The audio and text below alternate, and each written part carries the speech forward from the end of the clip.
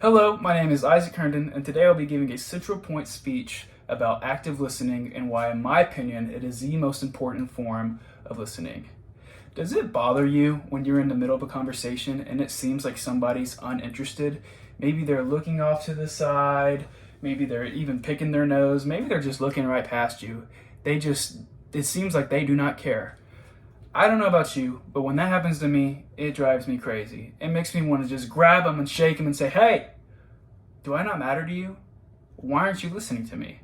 If you're on the same boat as me, then I think you're going to agree with me that active listening is the most important form of listening, and it needs to be implemented in daily life and work life.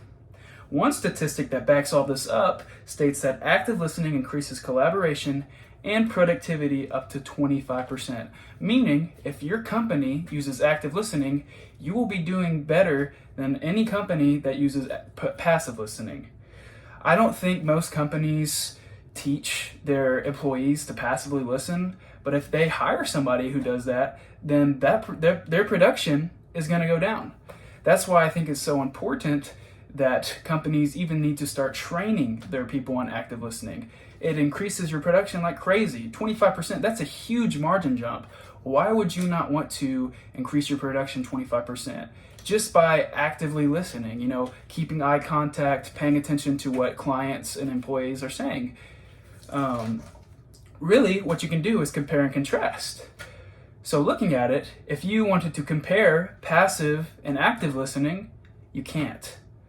Anybody would much rather have somebody who is an active listener than a passive. There are no comparisons. There are some contractions though, or contrasts. For example, passive listeners, they look off to the side, whereas active listeners, they look right at you, they pay attention. Passive listeners, they'll interrupt you while you're talking, whereas active listeners, they'll affirm you while you're talking. They'll say yes, they'll nod their heads. They'll make sure you know that they care about what you're talking about. One cool citation that I found from a college in California states, "Active listening helps identify deeper customer needs.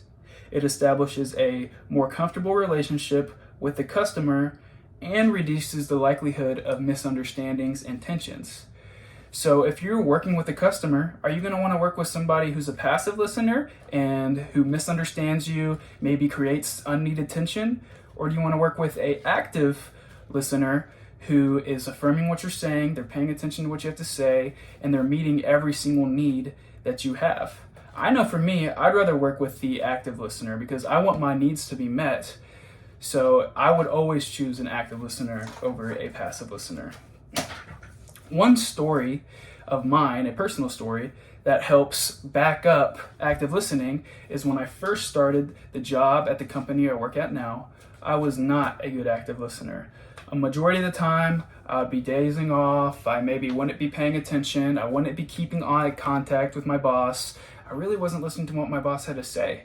So when it came time to complete tasks, a lot of the times I would fail, I would mess up, I would not know what I was doing.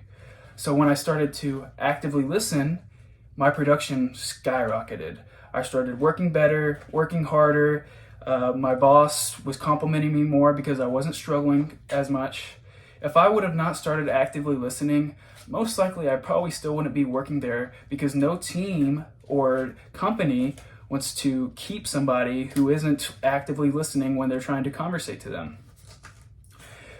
So when looking at that, you can see that the statistics are actually backed up by my story.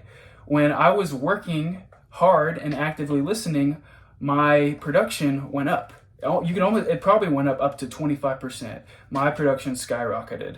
So my story alone backs up that actively listening helps increase function in workplaces. In reality, we all want to be heard. When we speak to people, we want to feel important, we want to feel loved.